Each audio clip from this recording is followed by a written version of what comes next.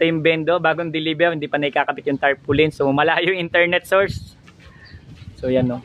So yun yung antena. So yung pinanggalingan. Yan si Brother Will ang salarin. Yan pinagapang niya yan dyan no. Yan ang dinanas namin hirap ngayong umaga. Ayan no, pinadaan sa puno. Ayan no, 80 meters. O ayan. Saktong 80 meters.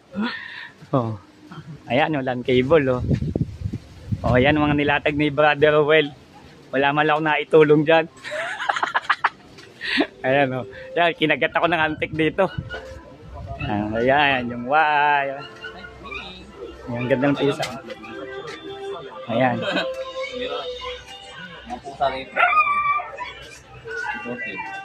Ayan.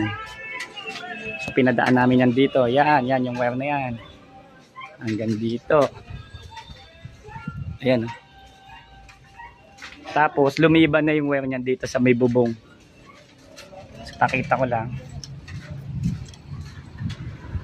Ilan mo ka lang. Ayan. So lumiban na yung wire sa bubong. So yun yung wire na yan. Yan. Hanggang sa poste. Ayan. Tapos yan, may allowance yan para kahit mabagsakan siya ng ano. Pwede pa. Ayan. Hanggang poste ulit. At ayan. At ayan yung wire na gumuguhit na to. Okay, kaya haggard na haggard to the max. Ayan yan hanggang dito. So ito na siya. Nandito nakatago sa loob. Yun. So maraming salamat po. Busy mo gawa mo, don't forget to subscribe. Ito yung lumang bendo na galing sa amin. Okay na okay, wala pang sira. Stay strong. Maraming salamat po.